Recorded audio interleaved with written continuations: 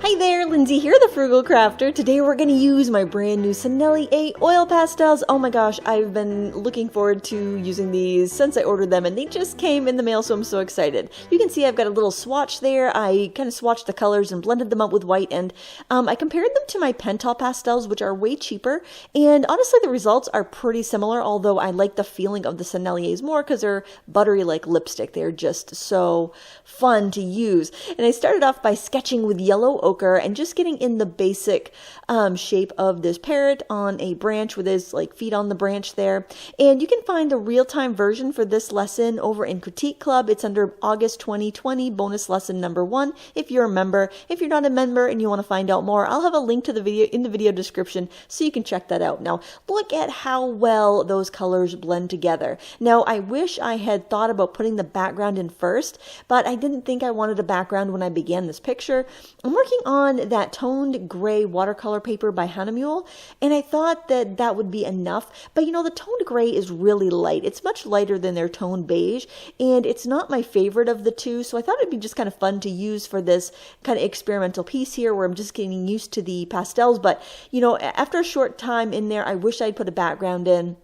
And honestly, a little further in, I wished I had worked on a larger sheet of paper because I found that I really wanted to just really take these for a test drive, let them rip on some big paper because they just a little go so far, and it was so fun to blend, and I ended up just kind of, I think, getting a little sloppy because I didn't have enough space as I was working on.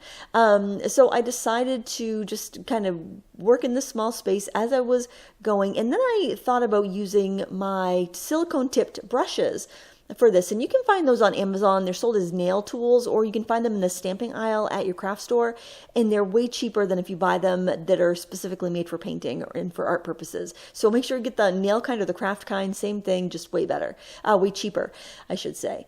And they were just great for blending because they gave you about that same texture as like blending with your finger, but you had so much more control. Now, the other really cool thing I discovered while playing here in my sketchbook is that I can use these with my colored pencils, my Prismacolor waxy pencils. They worked so well together. I could even get marks to show up on top of the pastels with my pencil. I couldn't believe it. I was just like, and you probably, if you're in Critique Club, you might have seen this already because it's already up in Critique Club. I posted it Saturday night. You've probably heard me just kind of like, oh my gosh, this is so cool. Just my exclamations of joy while I was using these because man, oh man, did I have a good time. Now, I have to say that I'm looking forward to using these again because now that I've got one of these paintings under my belt, I think I have a better understanding of the medium, and I'll be able to really do a lot more with it now that I've got a, you know, I've done a full painting and I can kind of see how much you can layer, you know, how to, you know, best mix your colors. I only bought the 24 set because they're kind of expensive. It was, I think, paid $45 for this set.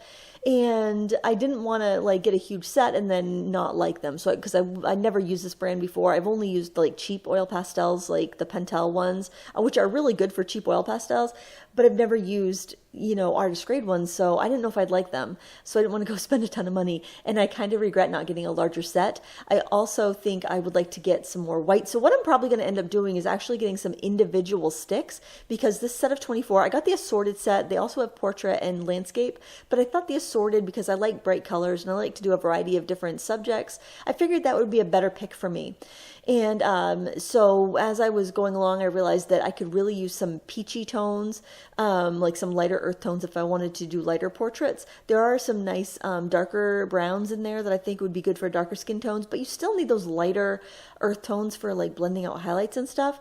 And also cool blues. I felt like there wasn't enough strong cool blues. They had some kind of like kind of earthy teal colors, but I really would like a nice stay low impression blue, just something that's going to give me a little bit more bite when I go in there and I go to mix, because I didn't have a strong transparent cool blue that I could really use. Like on the feathers you'll see coming up here, I needed to mix, but I didn't have like the value of blue I had. The only one that was close was the ultramarine, and it wasn't giving me the shift to teal that I wanted. So, you know, just something to keep in mind. I did have my Pentel pastels out in case I really felt like I needed a color that I didn't have. You know, that 50 set of Pentel pastels is like under $10 on Amazon or Blick or any place that you want to buy supplies.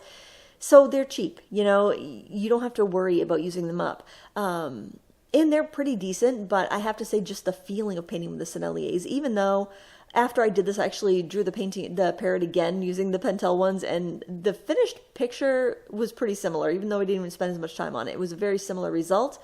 But just the experience of painting with them, I like the Senneliers better because they're softer, and I have a preference for softer pastels. If you don't like softer pastels, you might not like these as much. I know like Caran d'Ache has a set of pastels that are harder. So, you know, I think it's just, you know, these are very pigmented. They're lovely to use, but, you know, you might like the Pentels just as well if you prefer a harder pastel because really there wasn't a heck of a lot of difference in the finished product. It was more in just like the usability. And I did say when I used the colored pencil over the Pentels, it scraped up the pastel a lot. Like, but with the Senneliers, it's almost like the colored pencil just kind of became one with. It was a very zen experience, friends. The pencil became one with the pastel. I became one with the parrot. It was divine. It was delightful. Anyway, that's how I felt. I was just so excited. It's so fun when you find something new, when you try something new, and you really, you know, hit it off with a medium. So I was just having a good time. That's green gray. Reminds me a lot of chrome oxide green. If you've been following the channel for a while, you know my feelings about that color. But it worked here. I was basically layering up colors because I didn't have exactly the colors I needed. But they did really well. They mixed well. I think this is going to be a really great sketching medium for planning out oil paintings. I probably wouldn't use these as an underpainting for oil paintings because they're a little too precious. They're a little too expensive. I would still stick with my cheaper, harder pastels for underpaintings for oils like my Pentels. And I've had some really cheap oil pastels that, you know, aren't worth beans that cost about the same as the Pentels. And you know, so those would be my recommendations. The Pentels if you want something cheap, the Sennelier if you want something buttery like lipstick. I also think the Mungio water-soluble pastels and Prima are the same thing. Those and the Crayola water-soluble oil pastels also feel very similar to this, and they're cheap. They're not as cheap as the Pentels, but they're pretty cheap. So I decided I was going to put the background in anyway. I do like that texture in the background. I think it's kind of pretty. I did end up blending it a little bit. You do have to wipe your pastels quite often if you do any layering because they're so soft. They pick up the pastel really well from, you know, for blending. Now, see, if I'd done the background first, look at how nice that looks with like the beak and stuff against that, you know, just a little bit of color back there.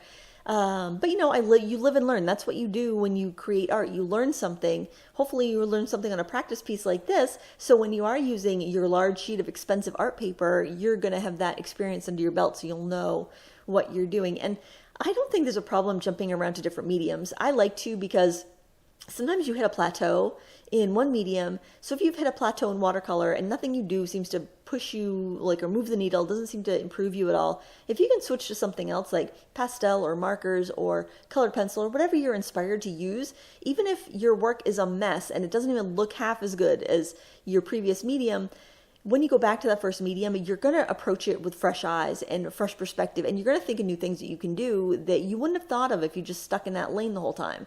So I know other artists would disagree with me. You can do whatever you want to do, but that's how my personal experience has been with art. And boy, oh boy, were these fun. I just had a ball. I was like a kid on Christmas morning playing with these pastels. I just love the way they layer. I love the buttery feeling. And my Pentel pastels that I'm comparing them with are older. They're a few years old, so that might be why they're a little bit harder and drier feeling. But I just think I just think that's how they are. Both are good, but man, just the feeling of painting with these is so fun. Oh, it was so good. If you have these and you haven't used them yet, or you've been nervous to try them, please use them. Now, these sticks are a little bit bigger than the Pentel pastels or the other cheaper oil pastels generally are. They're not as big as they look in the catalog. In my box of pastels, when I got that in the mail, I was like, I thought this was going to be bigger. But a little goes a long way. They have so much pigment in them. Please don't be afraid to use them or any of the supplies you have. I would recommend ordering an extra white if you are going to get this set or any set, because you do want to use that to blend, and it would go fast. But there you have it. There's a finished picture of the final parrot. I hope you enjoyed this, and check out the long tutorial if you are a member of Critique Club, and you can click the link to find out more if you're interested in becoming part of a group where we Share with one another. I critique up to 2 paintings of any members that want to upload them that they're working on. Plus, there are dozens of long tutorials to help you grow as an artist and improve your skills. So it's a supportive group. We'd love to have you if you want to join. It's $5 a month, and you can cancel anytime. Thank you so much for watching. I hope you enjoyed this. Until next time, happy crafting!